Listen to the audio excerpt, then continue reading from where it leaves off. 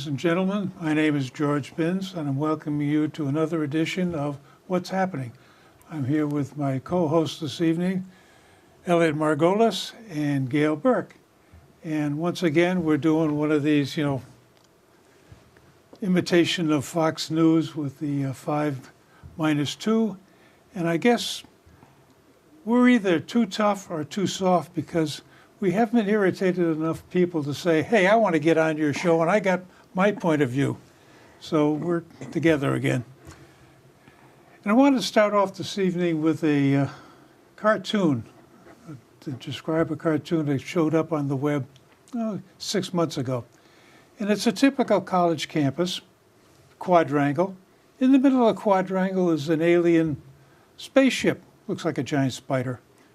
And the door is open, the ladder's down, and the two aliens are standing on the grass with their ray guns in hand. And one looks at the other and say, see, I told you they wouldn't have seen us.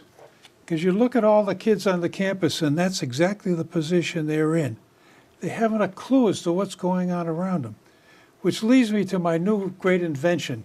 You know, on these cell phones, they got the camera on the back. I think they ought to put the camera lens right on the top. So as you're walking along, you're getting a view of what you're walking into. And they will have an app built into it that comes up, caution, caution, caution, object ahead. And this whole idea of being focused on such a small frame of space and a frame of time, I think is causing lots of problems. And I think that's one of the major causes we've got right now to this whole business about global warming as being the number one problem according to this administration. And the thing comes down to, if you look at history, really long-term history, there have been some significant climate changes that have caused all sorts of disruption in the world. And the most recent one I've got into is the Sahara. Now, everybody knows the Sahara is a desert. It was a desert after the last glaciation period. Then the weather changed and the Indian monsoons started to rain on the Sahara. And it blossomed. For about 5,000 years it blossomed. And all the people that were crowded into the Nile Valley moved into the Sahara, lived there with the elephants and the giraffes and all the animals.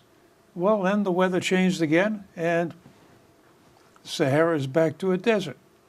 And I think this long-term, big picture look is what's missing right now. And the other extreme that got me really grumpy this week, I'll be grumpy instead of you. No, I get cranky. You get cranky, okay. The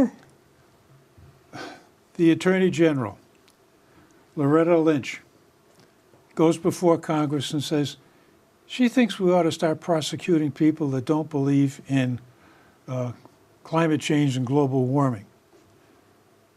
Then shows up in the paper the other day, a half a dozen Democratic attorney generals, states attorney generals, they say, maybe we ought to get on the bandwagon and do the same thing too. The last thing we need is a bunch of lawyers telling us what the science is all about. So I'm upset. Well, that's good reason to be upset. When you're talking about global warming or how the students are learning, what they're learning, that kind of segues into what I wanted to talk about as well. Not global warming so much, but that's certainly a big part of what's being taught in the schools. They never give the other side. But I ran into an article in Education Week, and it was written by a teacher. And the title of the article is The Challenges of Teaching Civics in the Age of Trump. Now, to me, teachers, if they're teaching, whatever they're teaching, should try to remain neutral, particularly if you're talking about government or politics or global warming, whatever, and give both sides. Well, in this particular case, this woman, this was out in California. She has been a teacher for 25 years, so she's no novice. And she's Also, she teaches at Marin Country Day School and is the education editor for the Yale Center for Dyslexia and Creativity. So she teaches fifth grade. Those kids are 10 or 11 years old. And she said she broke one of her rules. She usually tries to, well, she says she usually tries to stay neutral. But one of her students brought up some of Trump's ideas about immigration. And she realized that she could not discuss anything with them without looking at Trump's political positions.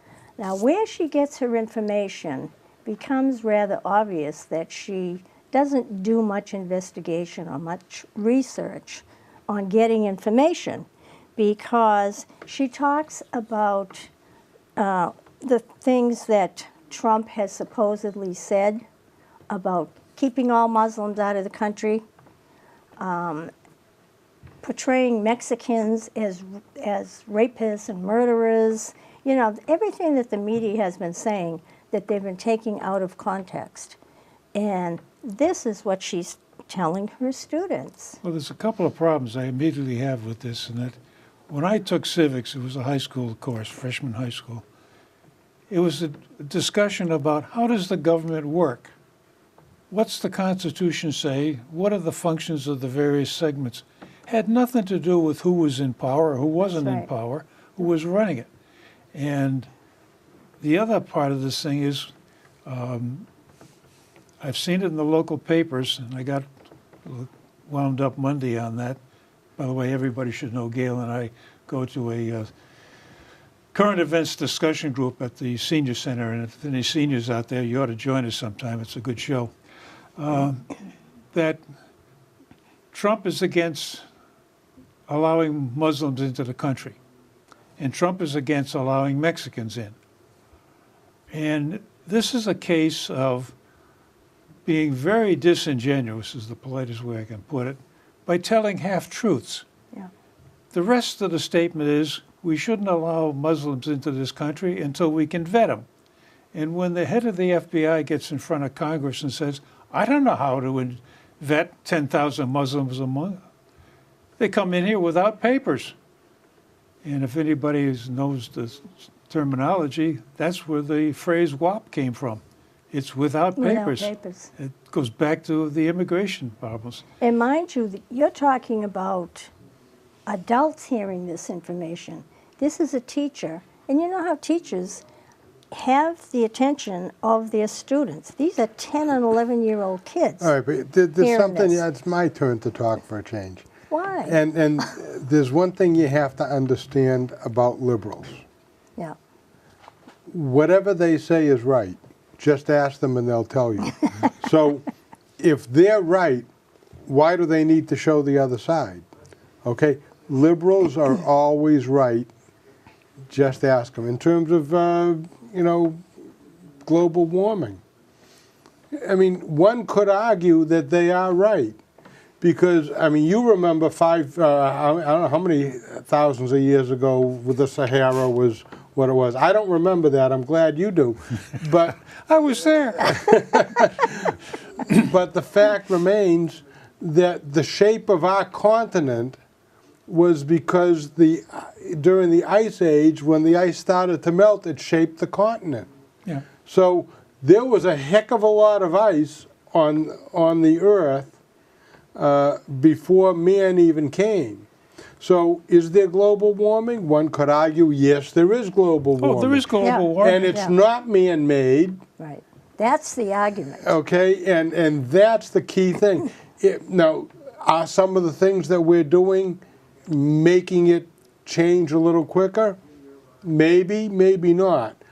But understand, the Antarctic has got a lot more ice in it now than it did 100 years ago, or 1,000 years ago. Or 1,000,000 years ago. So the Antarctic is getting colder, and if global warming exists, Well, the it- thing is that global warming is used as a political device. Al Gore made a lot of money with Yes, global he warming, did. but I'd like to go down and see his house in Tennessee and see how many air conditioners he has, and how about his carbon footprint when he travels around. How many people are on that plane? Somebody did a comparison between him Oh, and him Bush. and George Bush, yeah. And George Bush redid the White House, the summer White House he had in Texas, and he dropped his carbon footprint by 6 or 7%. Al Gore redid his house, jacked it up by 10%. So it's all talk and no action. Right, and you look at Obama, his carbon footprint and all his trips that he goes on for fundraising at our expense. And vacations, At our expense. absolutely. And you talk about the But entourage. that's another thing that liberals do. Do as I say, not as I do. The other concern, you bring up the issue about the teachers. There's articles, I've seen a couple of them recently, where teachers have been criticized for teaching the wrong thing on global warming. They're saying it possibly could be naturally occurring. And the one that set me off a while back, there was an article in Discover magazine, and they were talking about how the oceans are warming and the carbon dioxide that's dissolving in the ocean is making them more acidic. And this causes a problem where it bleaches the coral and kills the coral. And this professor was going on at a great length about how this is so horrible, and you can see this bleaching progressing farther and farther out of the ocean.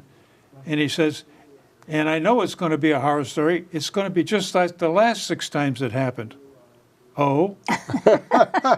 And the last 6 times it happened, it was before SUVs and Humvees and big cars and coal-fired power plants. Oh, Yeah, they contradict themselves and they don't even realize they're doing it. exactly. They don't even know what they're saying. They're Well, not- we find that when you were talking about our Monday morning meetings, we find that every time the subject of global warming comes up. yeah. Because there's a person there that is adamant, and he keeps citing all these scientists. And when it's pointed out that many of these scientists are paid by the government, they get government grants to do their research. The government has an agenda. Do you think they're going to go against the agenda? Well, the government grant says, do some research to find this. That's right. As opposed This to is the outcome we investigate want. this. Yeah, Right. exactly. And that's not even kosher. No, No. absolutely not. Well, this particular teacher, she was talking about, I mean, she really did a number on Donald Trump. And it's interesting because at the end of the article, there's a place for comments. So I made some rather lengthy comments, which I won't go into, but there was a comment from somebody else, and he asked the teacher, or he wrote in this, at the end of the article, did you talk at all about Hillary Clinton and how she was responsible for the 4 people that died in Benghazi, or her criminal behavior with her Clinton Foundation? And he goes on and on and on. So I'm waiting to go back to the article to see if there are any rebuttals from her or any comments from anybody else. I know a teacher who's quite liberal, lives in a very nice high-end apartment in a city to be named later. And I mean, when I'm talking liberal, I'm talking liberal. And she said to me one time, she says, you know, there's one thing we can agree on. I says, okay, what's that? She says, keep in mind she lives in a luxury apartment. Section 9 people shouldn't be living in my apartment complex. Section 9? Section Section 8. eight. Section 8 Oh, okay. people shouldn't be living in my apartment really? complex. Now, because she's in a luxury apartment complex, it's because of the liberals we have Section 8 people in all kinds of apartments. But they shouldn't be living in hers. Do The you know that basic message- Obama now wants that I keep to happen? getting forgetting the difference between 8 and 9. I don't know why. I go back to the military, Section 8. discharge. That's, But I Obama, watched too much Klinger, I think. You know. Obama now wants that to happen. He wants lower income housing to be built in higher end neighborhoods, Right. so they can integrate. But see, Yeah. here's the we thing need that diversity, yes. yeah, It's a here's the yeah. thing that I don't understand, and maybe Obama or somebody else who's a liberal can explain this to me. But you and I worked for a living, made money, tried to improve our lives and improve the lives of our kids by working hard and trying to provide. When my grandfather came over from Europe many moons ago, he didn't know the language, didn't have a job. He went to Ellis Island, was legally brought into the country, learned a language, got a job, built a home here in Beverly, and provided for his family. And now, no government help, by I was the just way. gonna say, no yeah. government help. Yeah. You know, he had to do it on his own. Now, you come into this country illegally, number one. Number two, you get all kinds of aid so you can get a place to live. You get money for food, money for a car, a flat screen TV, air conditioning. I got to tell you, people who are illegal and don't work for a living have it better than a lot of people that work hard. It's Well, that's- not right. Why should we give people stuff that they haven't earned? And, you know, where is the incentive to get a job? Well, the incentive is coming down to that those of us who are seniors that are on Social Security and on similar programs, what we really need to do is give up our passport, denounce our citizenship, sneak across the border into Canada, then boldly walk back in someday and say, hey, I'm an illegal alien. Take care of me. It's a much better deal. I mean, and we're paying for it. Oh, yeah. And whether it's our city government who says, well, we can increase this tax, it's only a cup of coffee a day, or our state government who says, well, it's only a cup of coffee a day, or if it's our federal government who just, I mean, if you look at all the different taxes we pay, 55% of your income is in taxes. Yeah. Well, what And about, we're paying, you're paying, I don't collect Social Security yet, but you do and you do, and you're paying an income tax on Social Security. Yep. That's not right. That's double No. taxation. well, what about when is what's happening in Salem, you have a large minority population, and now they're complaining because when they go to the polls, the ballots are not in Spanish. Well, this is exactly why you need to have an official language of the country. I agree. And I asked former Congressman, former corrupt Congressman John John Tierney, why don't we have English as the official language? And of course he lied to me and said we do. We don't have an official language in this No, we country. don't. So people could certainly say, okay, let's have all of our street signs in Spanish, and let's have and in Vietnamese, and in Chinese, you know. Well, they have to do that in the hospitals. And the cost for us yeah. Yeah. to do this, or the cost for us to print all these ballots, is crazy. You want to become a citizen and vote? Learn English. You want to get crazy. There was an article in Reader's Digest several years ago about a woman who was given a traffic ticket for illegal parking. And she went to court to protest and she said, I didn't see any sign. And they showed her a picture of the sign. That's the sign right over, there's your car. Sign was in Spanish. Oh. And you get to the situation where you think about some of these countries in the world. What made India as effective as it is the fact that, among other things, the English came in and said, okay, we're going to get you into an organized form of government, and we're going to have a bunch of bureaucrats running things, and everything's going to be done in English. So you've got a country, India, that has dozens of languages and dialects, and it gets condensed down. You want to do official business, you do it in English. China has got a similar situation where they've got dialects all over the place, but the written Chinese, everybody can understand. Speaking, that's a little different story. But at least you've got a common base for you to run a business, to run a government. And we're getting away from it. Well, because Well, the liberals are making us get That's away right. from it. They Yeah. call it discrimination. Well, right. Because we're discriminating It's not against discrimination, all it's these- diversity. We got to have Yeah, diversity. but what we really need is a country with borders Absolutely. and with rules, and if you want to become a citizen, You got to follow the rules. You got to follow the Yeah. rules. And And you you look- can't vote unless you do follow the Now, rules. how can you have an illegal vote? I But don't you look know at what how they're they doing managed right to now. get The get away with Supreme it. Court just decided yesterday or today, or day before maybe, that when you're trying to set up voting districts, you count everybody in the district, not just the ones who are eligible to vote. Oh, boy. Right.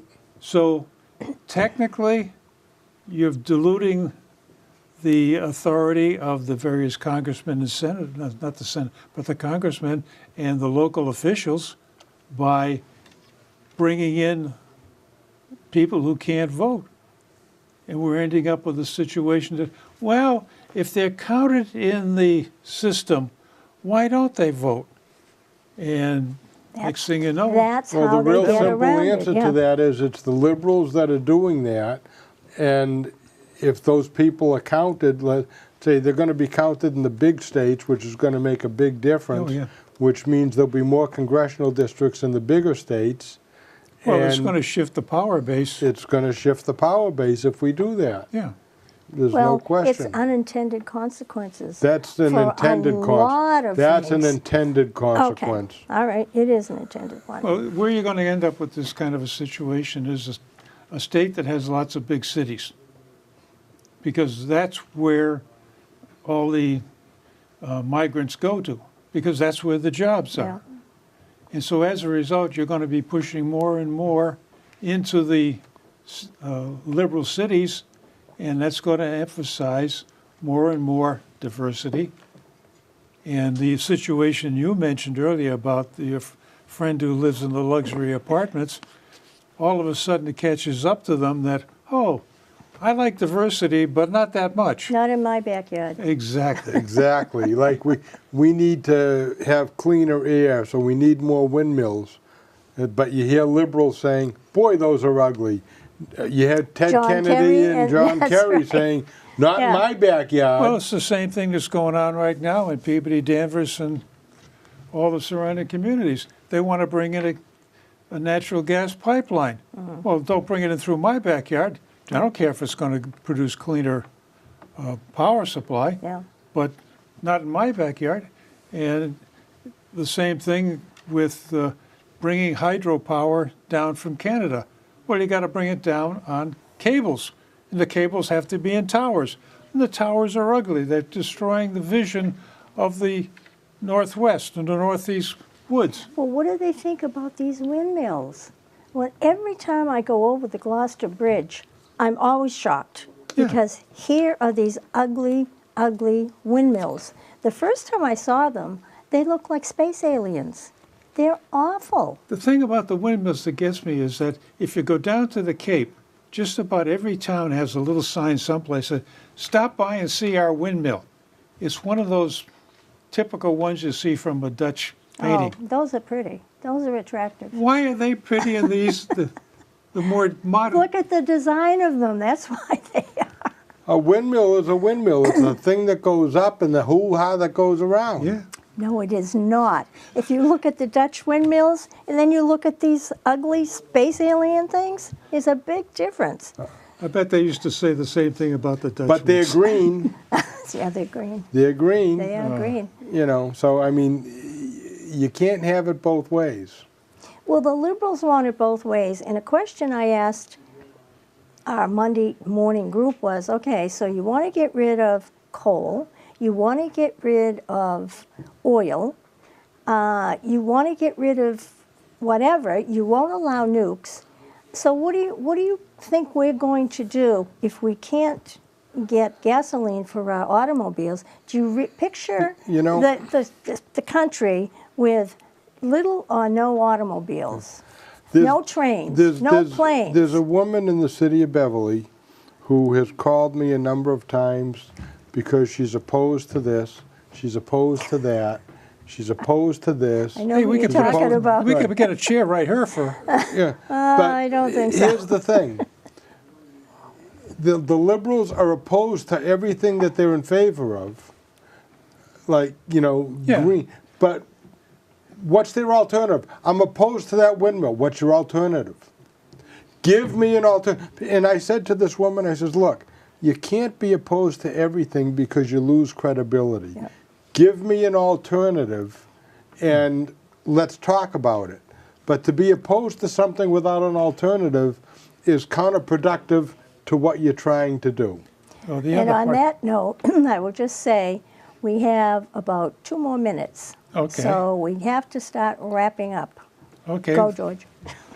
The gentleman you talked about from our Monday morning seance went on to this discussion to say that, okay, all these coal miners and roughnecks that work on the oil rigs that are out of a job, well, they just have to find another job. Yeah. And you look at the situation in this country right now, we can't produce enough jobs for the current crop of graduates. We need 300,000 plus jobs a month to keep up with the increase in the supply of workers. And we're not doing that. And the other thing that gets me is, And we have kids graduating from college every year. No jobs. and they're working well below their capabilities of what they went to school for. The other one that gets me is that you listen to the liberals and the conservatives talk, and basically a conservative's trying to do good with the resources that they have capable of commanding and doing something with. The liberals, on the other hand, want to feel good spending somebody else's money. The only thing that I want to wrap up with is the following. When Bernie Sanders and Hillary Clinton tell you, I'm going to give you this free and I'm going to give you that free and we can do this and we can do that, remember one very important thing. Nothing is free. Somebody's paying for it, and it's you and me and you, and guess what? That means you don't have as much money for yourself anymore. Somebody's paying for the free product. And if they tell you it's the government, think about who the government is. Right. It's us. There was a good editorial of today's Salem News exactly on How's that that subject. possible? Hey, I think David Olson is coming around. Okay, good. Can we hold that for another time? Because we're just about out of time. Can you wrap it up in 10 seconds? Hey, basically what he said is this myth of taxing the rich doesn't do it anymore. Thank you, George.